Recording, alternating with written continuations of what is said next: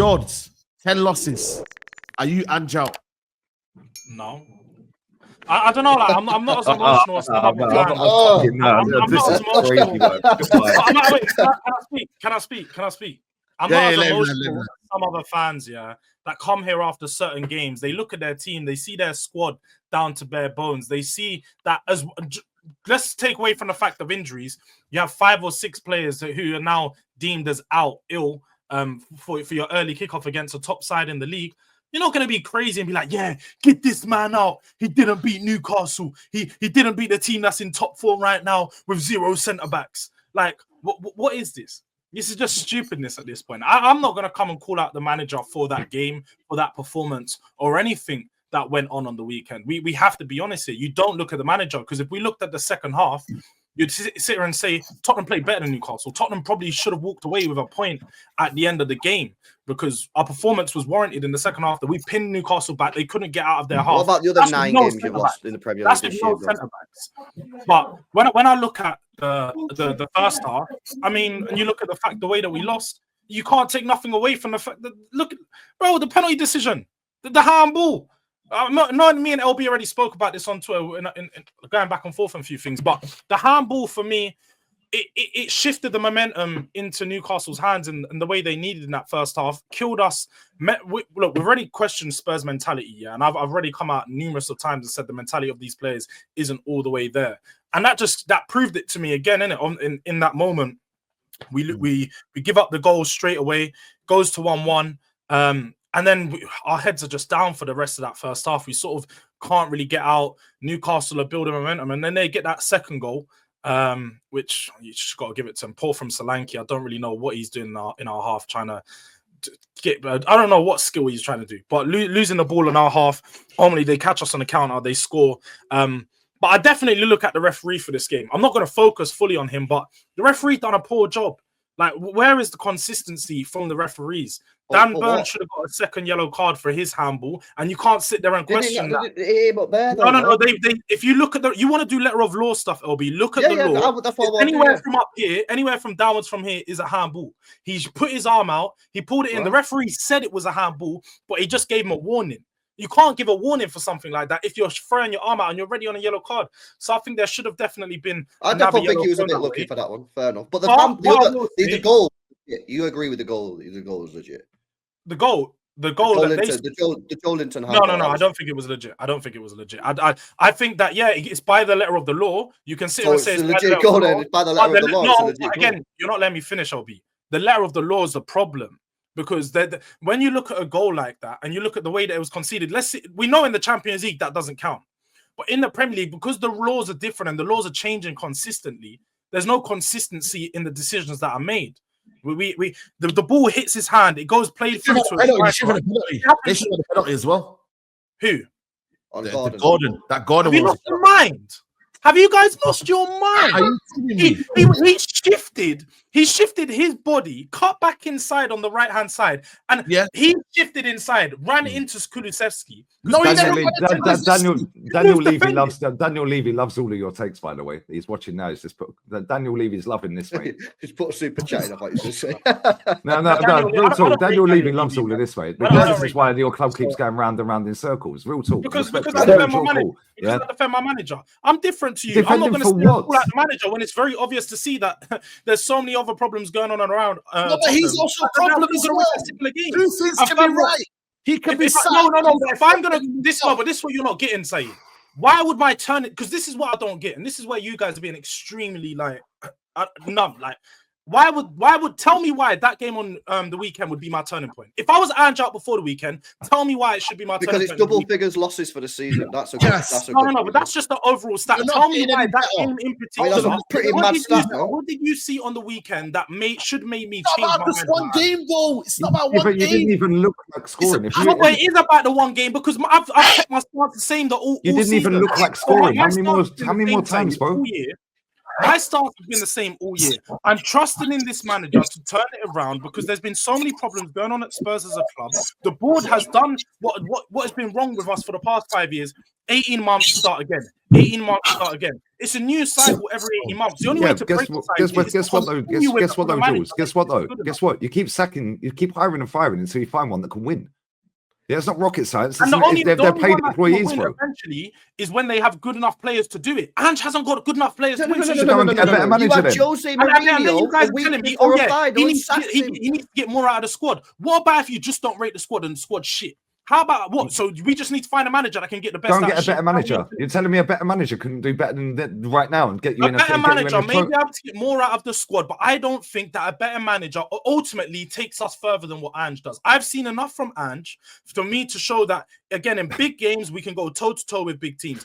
Tactically, there's definitely some issues with the game management and the way that he thinks we can play so intense for 90 minutes. I definitely acknowledge that Ange isn't perfect. He has a lot of flaws. But when I'm looking at world football, for one, I don't see another manager that's going to come into Tottenham mid-season and make us better this season. That's not going to happen. So there's not a single manager in the world right now that could do better mid-season than Ange from here on in. This is crazy. You and acknowledge the fact that we all have shit owners. I know what my owners are like. If we sack Ange, do you know who's coming in? It's going to be fucking Ryan Mason. So I'm not going to sit here and advocate for Ange to get sacked just to see Ryan Mason come into the fold. And then I'm going to be like, oh yeah, get Ryan Mason out. That's just pointless.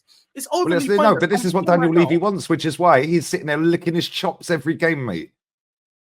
Yeah, that game at the weekend, yeah, I'll tell you this, right? That game at the weekend, that stadium was absolutely rammed. Yeah, I did it. I watched the watch along. I did the watch along, yeah. Rammed full. 5 minutes before halftime, they're all going up the steps like lemmings onto the longest bar in the world and the cheese room and all that. Yeah, they've done about 40 quid on a pint and chips.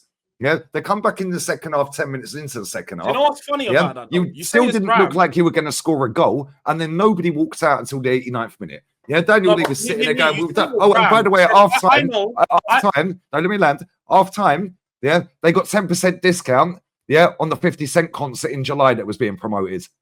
Absolute shambles for the football club. But yeah, Lee, you're sitting there saying the stadium's round, but then I've seen plenty of times on Tottenham Twitter because I'm all right. There's loads of seats available. There's hundreds of seats available. Even for the Liverpool game, you look on Wednesday, there's hundreds of seats available. Fans are protesting. Fans are not going to games. But even if you look at the fucking videos, there's Newcastle fans in Tottenham's home stands. That's how much of a mess we are right now. There's not Tottenham fans. So why is nobody doing anything then? I don't know. I'm not at the game all the time, so I don't know. They literally say, call out the fans that are in the home stands. There's any away fans in the home stand, you're supposed to go report that to stewards. Some fans ain't doing it because we've got so many. When is enough enough for you?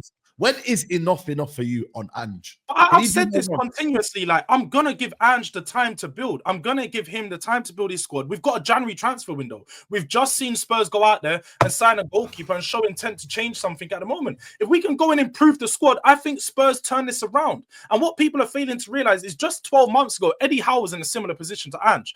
Had a team full of injuries. They was at around 9-10 losses in the Premier League at this point. And they're counted down and out. They're saying, get rid of Eddie Howe. Do this, do that.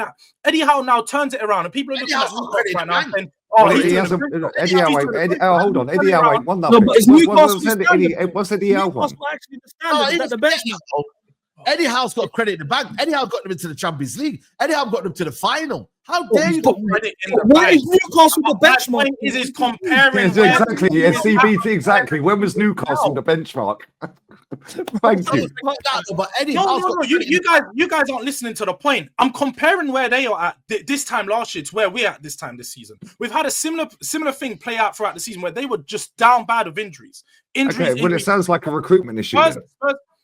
All right, Lee, we've had this conversation every week. And I'm right. It's a recruitment. If you're moaning about injuries, you haven't recruited properly. Talk about recruitment every week. I'm not going to do that. That's just point here. Don't call me on the show if you want me to talk about recruitment every week. It's boring, bro. I understand. No, I understand what you're saying. Yeah, it's boring. It is boring. But at the same time, surely it's less boring than losing every season and not winning nothing, which is my point. Yeah. And at the end of the day, you have spent so much money.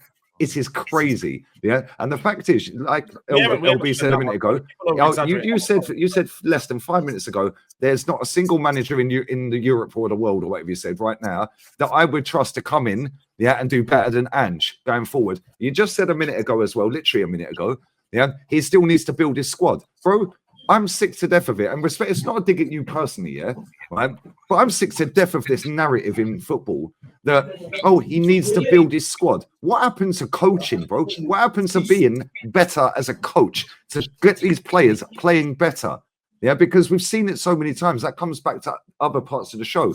Yeah, you've got managers that go in and take a squad halfway through a season and end up winning a trophy. They end up getting them into top 4 because they're better coaches. Yeah, this guy is not it, bro. Well, if the argument is Ange a great coach, I won't say he is a great coach. I haven't He's a said good coach. He's a that. good coach. I trust him. No, I don't think he's a great coach. I think that he's a good coach. manager. He's a great manager. I think he's really good at getting the best out, like, you know, riling up the team, the players, and making them feel good about themselves. With regards to actual coaching tactics, I don't think he's one of the best in the league.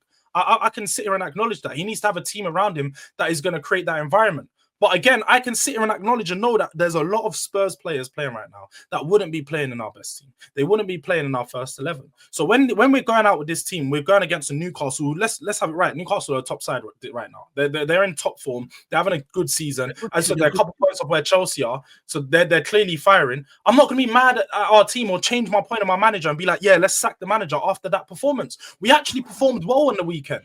We had a good second half. It just wasn't good enough. And that's where the point is. Sometimes you wouldn't hold the manager accountable.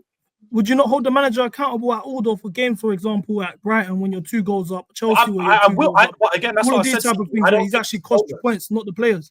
I don't think he's faultless. I've sit here and called him out numerous of times when he's done things wrong. I just don't think the weekend was anything to call him out on. I can't sit here and point anything out on the weekend and say, "Oh, this is Ange's fault." So what are your targets for your football club in the next 2 years with this manager? Let's say he stays for another year and a half. I want to win something this year. We're in a Carabao Cup semi-final. We got Europa League. We should win. So if he doesn't win anything this year, yeah, on that standard, you want him out then? Yeah, and you want someone that can come in. I've said that though. I've said okay, cool. So hold on. He's not going to win the league. He's not going to win the league. We all know that. Yeah, he ain't winning the league title. Yeah, the chances of you winning the Europa League are extremely slim.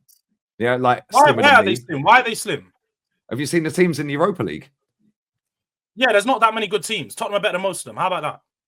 What do you mean? Oh, really? Now compare trophies of all the teams that you're saying are shit.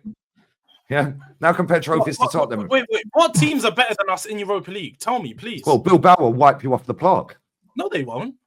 Oh, okay, cool. Well, find out if you get Bilbao and you're going away to Bilbao. They'll slap you silly. Yeah, trust me. They will wipe the floor with you, mate. You're going to tell me that, and I'm going to tell you no. Tottenham Ajax will beat you. Ajax will beat you. I swear down, Ajax will beat you. Listen. Let me get the super chats in. Frankfurt will play you off the park as well, by the way. Frankfurt, Bilbao, and Ajax have slapped Tottenham stupid, mate. You couldn't even beat Glasgow Rangers away, and you're talking about even Porto as well. Bilbao. Yeah, Porto as well. That's what I'm saying. The arrogance of Tottenham fans at times is crazy, man.